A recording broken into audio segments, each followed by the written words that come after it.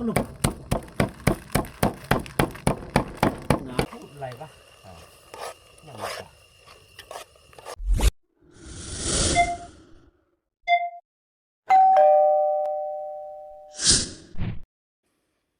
กับทักทายสวัสดีพ่อแม่พี่น้องหมดทุกคนมื้อนี้ก็ย่ามแรงนะมื้อนี้นะโอ้ไปหารัดแรงก่อนบัดนี้พากันมานอนนี่มื้อนี้นะพากันมานอนป่ามันนะกับเขาไอ้เคยนี่แล้วก็พอนี่นะเขาเขาบ่แง่นี่พากันมานอนอยู่เทิงไห้นี่มื้อนี้นะนอนประมาณ2คืนนี่แหละพากันมาอยู่หากินคือเก่ามาหานอนกันนี่เราออกพารัดแรงก่อนทุกคนเอ้ยอากาศก็ร้อนแน่มื้อนี้นะออกมาหารัดตำหองปลาบุญนั่นแหละไปเก็บหายามแฮวเลยนะสัตว์ป่าก็คือชาลงกินตะโพยตำหองนะโซนี่นะอากาศก็ร้อนเนี่ยอากาศก็แดดอะไรได้มื้อนี้ก็มีลมมีแรงเลยคือว่ามื้อนี้นะแดดจัดขนาดมื้อนี้จะเป็นให้ยิบคือว่าค่อยไปไกลๆนะ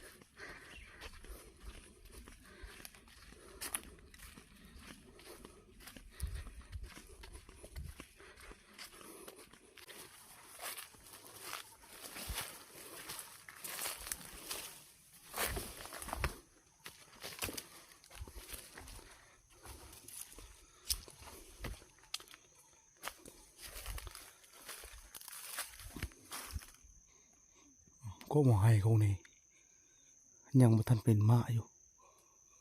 เดิน5คอยมันเคยเป็นพวกนี้นะ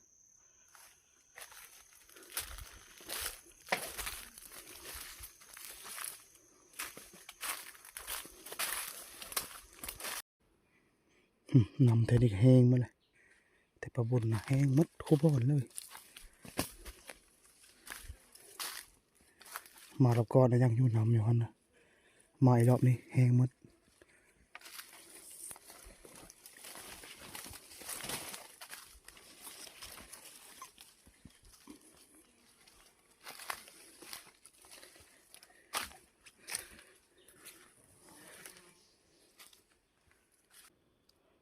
ไก่ป่าซะไม่เลย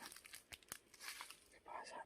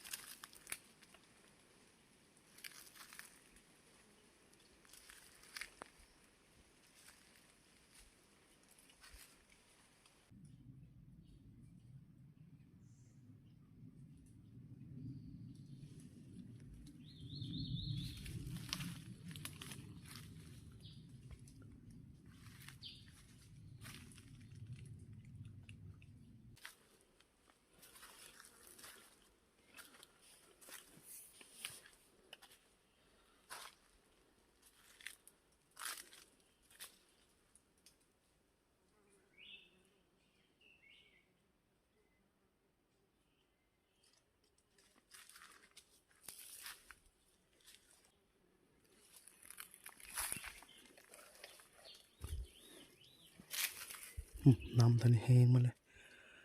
มารอบก่อนนี่ยังไหลอยู่บ่อนี้นะมารอบนี้มุ้ยน้ำเลย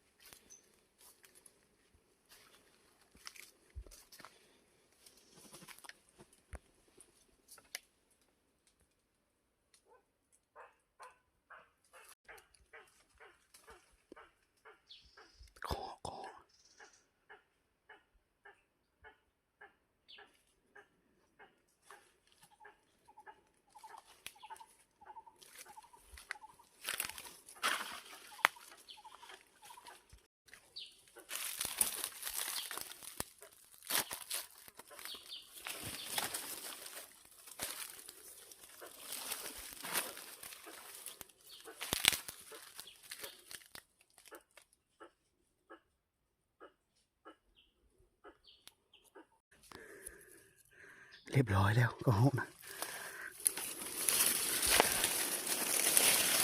มันโทงไก่ป้าบินขึ้นกันนี่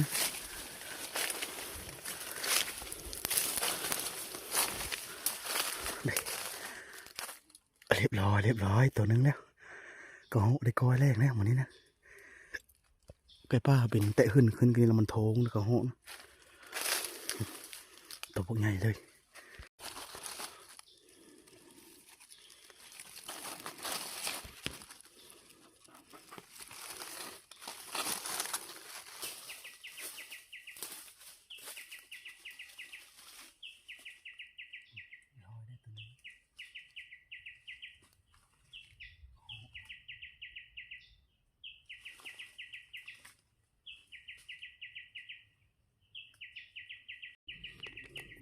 ยามนี่ฮะยิงโลโหยามนี่นะแบบมันกระแตกันในหรือว่าไก่ป้าหรือว่านกข้อนะมันหาลงหากินตับแคมน้ำยามนี่นะมันหาสะตับแคมโหยก็เหาะก็คือกันก็เหาะกินน้ำคือกัน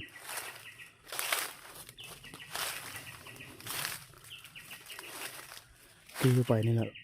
เลาะหายามแหวเลยแหวหมูนะสาขามาพ่อน้ำวังหนึ่งเบิ่งนกกินนะบ่จนเป๊ะหมดแถวนี้นะนกกินน้ำแต่สะอ่อนได้ตังติดเด้เบิ่งนกมาเล่นน้ำมันฮ้อนมันนี่นะมันลงมาเล่นน้ำจนเป๊ะหมดแถวนี้เด้กับอ่างตัวนั้นเนาะอย่างน้ำนะบ่ต้องไปเลือกนกนี่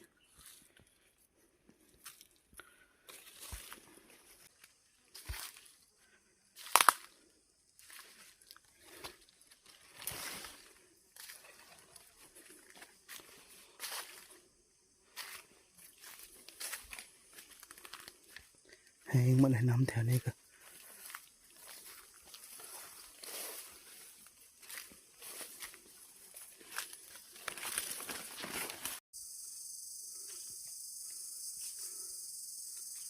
แถวนี้ก็แห้งหมดแถวนี้ก็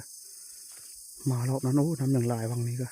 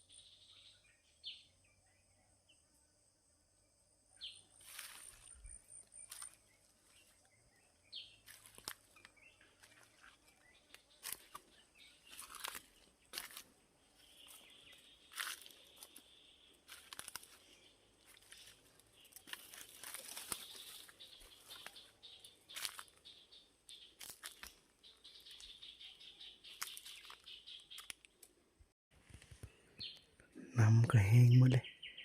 นี่ก็คาดวังอันนี้ก็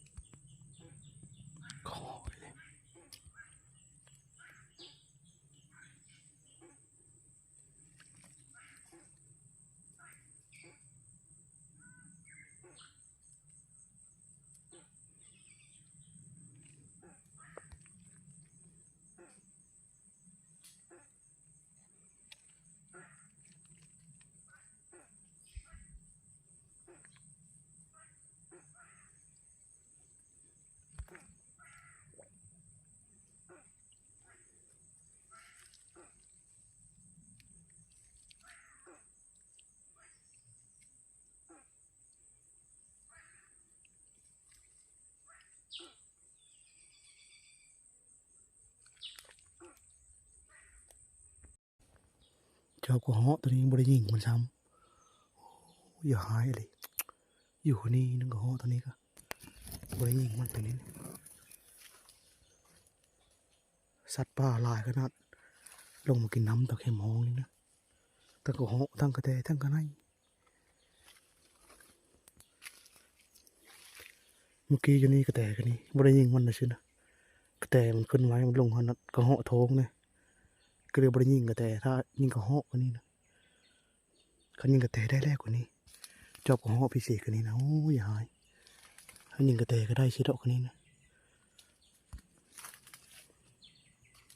ไปแล้วทุกคนไปก็มันเอาขึ้นมาวานะเด็กมันเอาขึ้นมาวามันโตน้ำลงมาอมนะพอก็เหาะอีกแล้วต่อไปแล้วก็เหาะ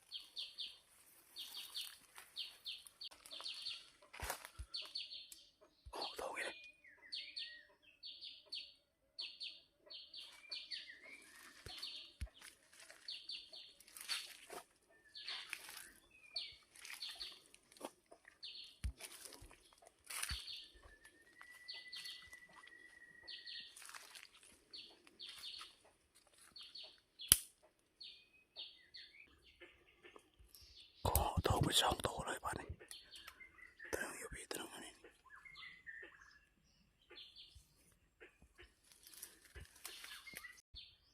จับเหาะก็บ่ได้ยิงซ้ำนะ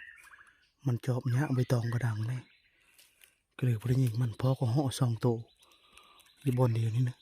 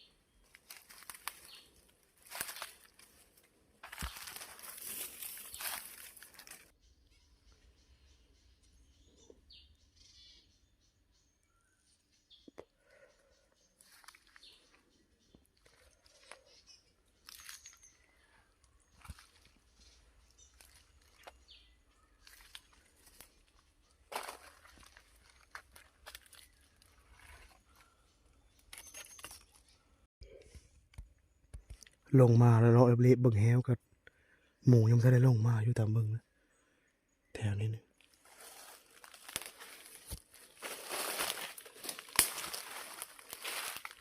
หายิงกลับก่อนมันนี่คำเติบแรงเติบเลยหายิงเลาะมาเถงก่อนก็เหาะเขาเพาะ4-5 ตัวขึ้นมากันนี้นะแต่ว่าจอบนะยิงตัวเดียวไก่หันนะบ่ได้ยิงมันเลยจอบยะเอาไปตองดังนี่ก็เหาะลายตามแคมปะบุญนี่นะพ่อตัวโถกปากบุกปากสิก็เหาะมันลงกินน้ำแรงนี่นะมันร้อนอากาศก็ร้อนอยู่มันนี่นะหมูก็ลงตลอดก้อนในหมูก็ลงมายามแฮวด่างนี่นะคัดน้อยนึงนี่ก็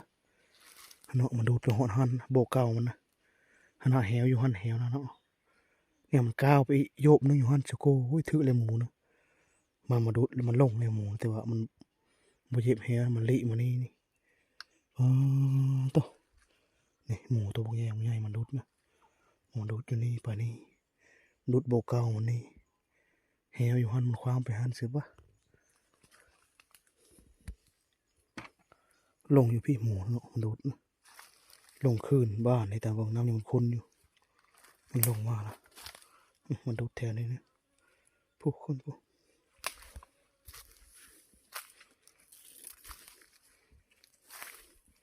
ไก่ป้าเขาบอกหันมันคือสมออยู่คือว่า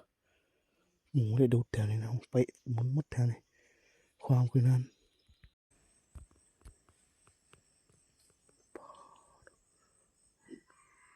อันนี้ไก่ป้ากหันนะโอ้ไก่ป้าหันอยู่นี่นะแต่ว่าชอบเนี้ยใบตองมันดังไก่ป้าก็เลยเบิ่งนกน้อยเรากินน้ำนกโป้ไก่ป้าหัน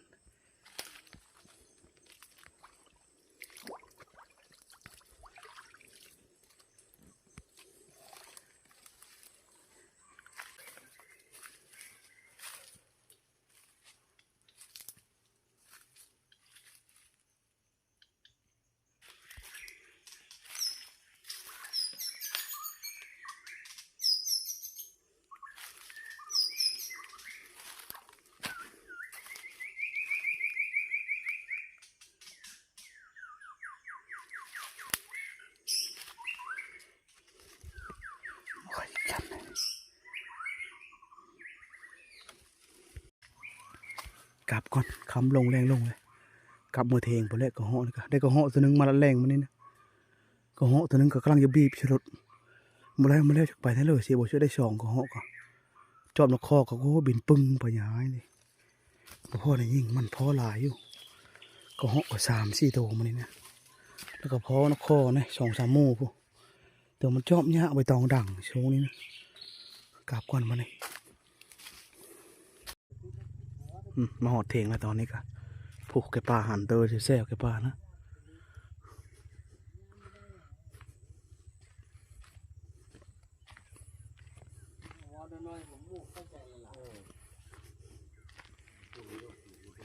กินแต่เราบ่มีมือที่ช่วงใจ มาแล้วเจ้ามาแล้วบ่นี่นะ มาอะไร ได้กระเหาะตัวนึงมื้อนี้ก็ บ่ได้เชื่อท่านเชื่อเพิ่นเลย หมูก็บ่ลงบ่บุญก็ชะม้อยอยู่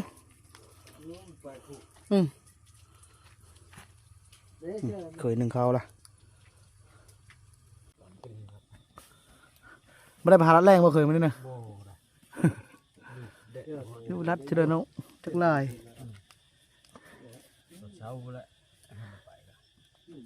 ยามโทรมันบ่แฮเจ้าแถวนี้นะนี่ทึกเนาะคำลงแรงลงแล้วคำไหวเลยจีก็เหาะก่อนชามข้าวซุป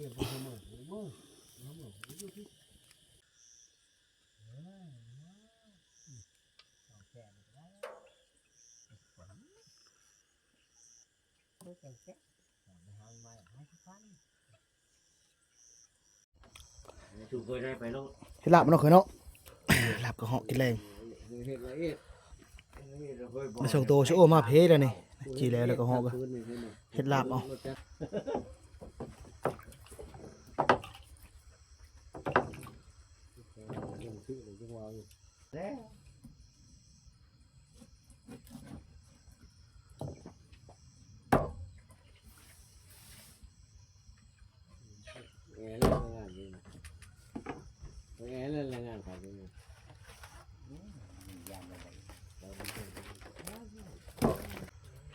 จนเป็นได้มึงเห็นได้แต่จน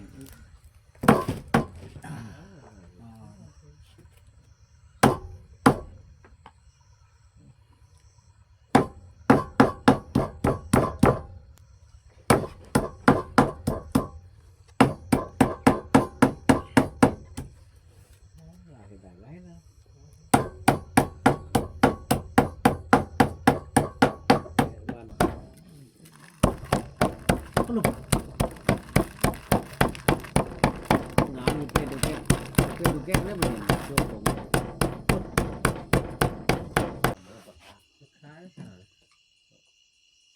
ไม่ได้ขาอายุวันน้อยน่ะพักเม้งลุงห่อลุงใหญ่มาเป็นพักกระแดงพอบัดขึ้นแม่เมื่อมาอยู่น้ำพันเลยเมื่อเข้าเป็นเล็กน้อยเนาะ ตั้งคนนะประกาศบักแน่บักอะไรบักบอลนะแลนลัดปลาได้ปลากระแดงเนี่ยเอาหน้าประกาศหาปลาเขาเลย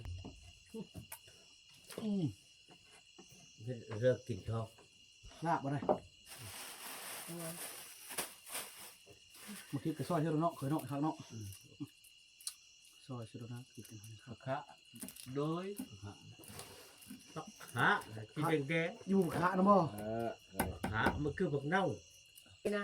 มันจักให้ลูกเลยนะเฮาจักให้ลูกหมูลูกไก่เฮาเอาลูกงูลูกควายลูกแบ จะกระบุงเครื่องแล้วนะนี่ ขึ้นหม้อโอ้รถ พักดิบไปโคเอา หม้อดึงหม้อจ่อ เอาพักเอามาคิดเกลือเสร็จเรียบร้อยนี่ เห็น ไปโคบ่นี่ ชุบเลยทำเลยมาชุบถ้ามันเร็วนี่วิ่งนะ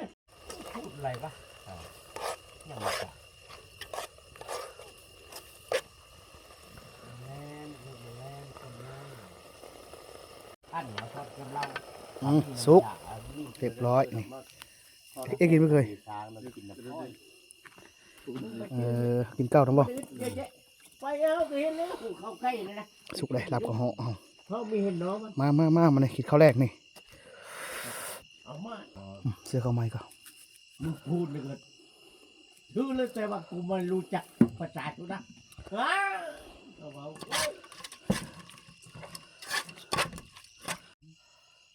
รู้นะผมมันบอรู้แต่จมูกแต่ว่าจะเอาผมไม่จักจมูกจักได้จมูกก็ผมรู้จักกันเขา โอ้มีผักเนาะมีมะเขือเนาะมาข้าวแรกมานี่ กินจ้ากูมา3 กิโลกูเขากินหมดแล้ว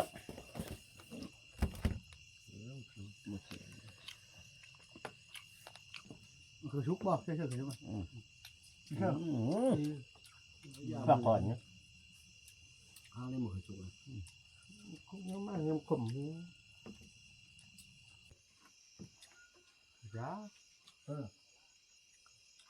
ร้านเบื่อ ห้ามาเยอะเลยบอกว่าทางเขาห้ามาเยอะเลยกูจักคือกันเลยกูอยู่พี่จะโช โอ้ ว์ เชื่อกับพ่อมันมาเล่า